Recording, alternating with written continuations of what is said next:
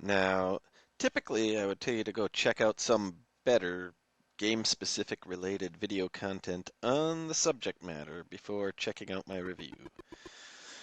The trouble this time is nothing on the 5200 port of Super Breakout really stands out. At least, nothing I'm able to find at the time of this recording. I leave it up to you in the comment section. And if I find one I agree with, I'll add it to the video description. So far, all of my recommendations have been for Atari Archive videos, and for good reason. I find them to be superb. There are indeed other content creators that I plan to link to in future reviews. It just so happens that for episodes 1 and 2, Atari Archive's content set the stage so well for the games I was reviewing.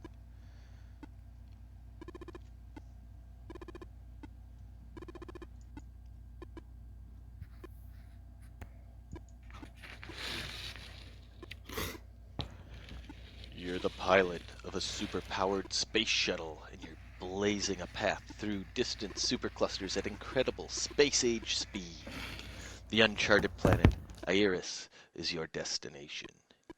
You know from preliminary briefing that Iris is surrounded by a mysterious, colorful force field. Astronomers have photographed the iridescent force field with high-powered telescopic cameras. There's much conjecture on Earth as to what the wall of colors around Iris might be, but no one is certain. It's a super day to break out. A new super review. So break out your super analog joysticks. Break out your super controller overlays. Break out your super system. Because it's time for our first 5200 game review, Super Breakout. The Atari 5200 Super System has received a lot of criticisms over the decades. Its monstrous size, the controllers, the limited library, not natively backwards compatible with 2600 games. Well, I could weigh in with my 2 cents. I'm not going to change the mind of anyone with an established opinion. And, quite frankly, my experience with the console is too insufficient to confidently tell newcomers how they should feel about it. It has many, many detractors, even today, but those who truly love the 5200 are not as rare as diamonds, and their passion is admirable and infectious. It's very satisfying to see someone who loves this console defend it with all their heart. And this brings us to a long-time pack-in title for the Super System, Super Breakout. In my youth. My 5200 memories are very few and very, very vague. While I have many memories of playing Breakout-style games as a youngster, I cannot conclusively declare if I've ever played Super Breakout on the 5200 in those days. I don't even recall which friend or family member I knew way back then that had the console, but I know I didn't play it very much. It's the kind of game I would have loved as a kid, and even as an early teen, too. By my late teens, home gaming had evolved so much, it's likely my interest would have waned by then. While it's the kind of game I would have loved, this specific port, it's hard to say, for reasons I'll get into soon. Look. It looks good. I mean, it's Breakout. Okay, Super Breakout.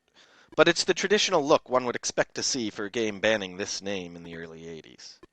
There's a certain crispness to the graphics, the look, and it does, in some hard-to-explain way, have a more aesthetic appearance than its 2600 older sibling.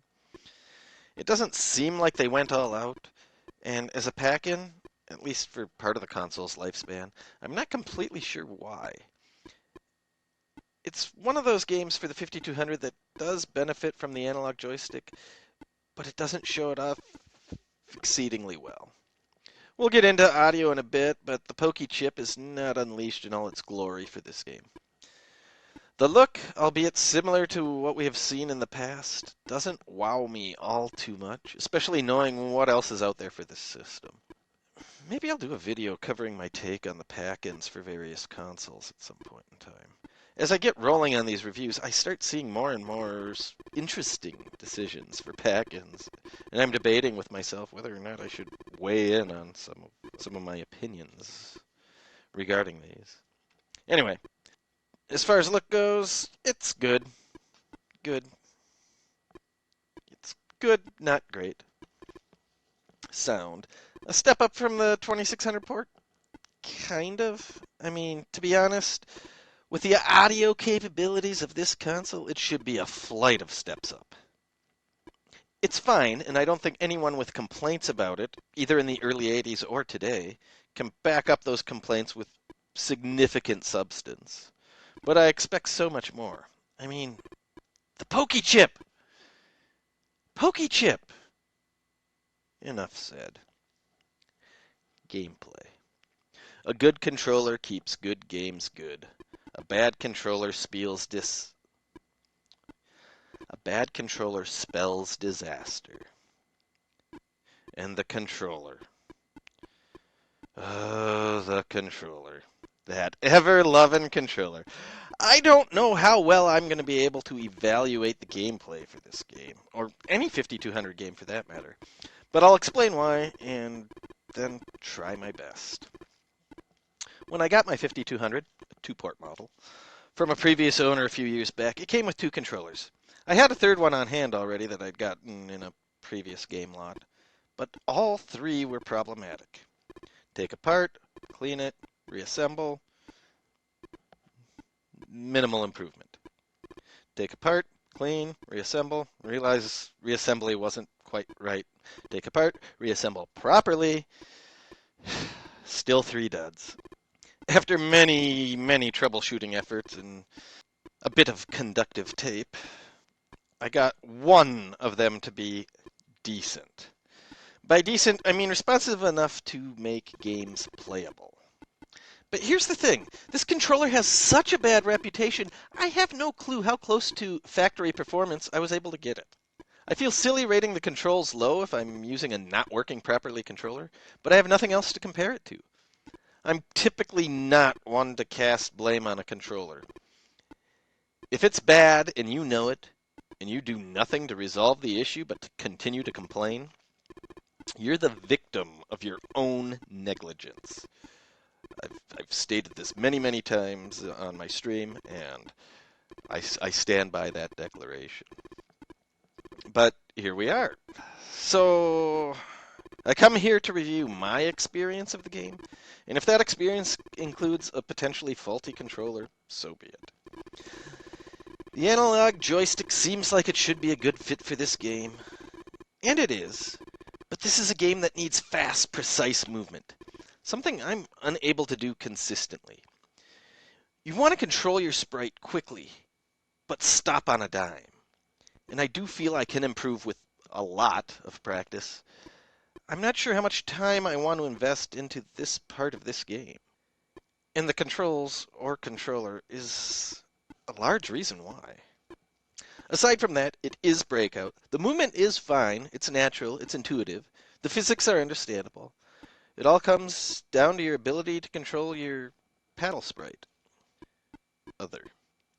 Super Breakout has multiple game modes, and up to 4-player action, if you have a 4-port system. It's fun to mix it up with these game varieties. Breakout, Double, Cavity, and Progressive each have their charm. They didn't go overboard on game variations like so many 2600 titles did.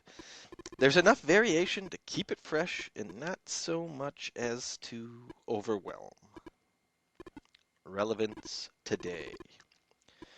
5200 Super Breakout is one of the more common titles for this console, yet its relevance is very minimal. It's more than a footnote, but it's likely to be overlooked, for better or for worse. I feel many will gravitate towards the 2600 Breakout and Super Breakout as opposed to this. I can't blame them too much. Even a paddle with moderate jitter provides the gamer with more control than my 5200 joystick. It's odd to me.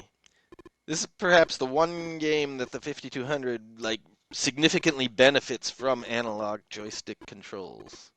But to me, it's just not good enough. Oftentimes I would find myself moving quickly to line up where I would want to be and try to stop on a dime. But because of the non-self-centering nature of the 5200 joystick, a decision that is highly criticized today. To come to a complete stop, you have to manually center the joystick.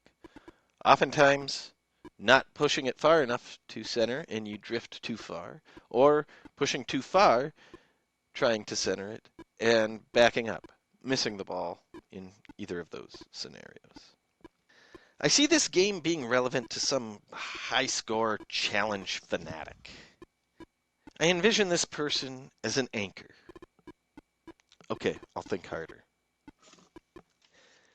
I envision this person staying up all night long, Super Breakout in their 5200, analog joystick in hand, all the lights out, just the glow of a 13-inch CRT filling the room, eyes glued to the screen, only to glance away for a moment to take a sip from an oversized cup of fountain pop. This is the type of person I see playing the game the most in the modern era. As always, those with nostalgia for it will indeed maintain interest in it. These people do exist. I've met them in forums and Discord servers. Their passion is unbelievable. I'm not sure, however, how many new recruits this port of this game will bring in. While the younger crowd does have some curiosity about retro, the 5200 and its library are often overlooked. Tack on a controller with a notorious reputation, and I don't see youths, or even people from my generation, but like me, were not exposed much to the Super System, to seek it out with any regularity or use it to pass the time, or to get their game on. Overall, it is a good game. I mean, it's Breakout after all. I cannot rate it too highly, sadly, because of the controller. It looks good and sounds good, although the 5200 is way more powerful than what you actually see and hear in this game. I truly believe there is fun to be had in any game, and this one can deliver. But since I have working paddle controllers, several working 2600 consoles, and some Breakout Super Breakout cartridges for the 2600, I don't ever see myself selecting 5200 Super Breakout over these. Unless it's a matter of, the 5200 is already hooked up, so why not? I will admit, however, while recording footage for this video, I found myself more and more determined to get better and better at the game. And while I'm hovering around 300 points high scores in some of the games, lower in some of the other ones, I feel like I should be able to crack 1,000 on at least one of the game modes before I shelve this game for the long term. Next, I hope you're prepared for the Pro System as we attempt to qualify for Pro Gamer position. See you next mission.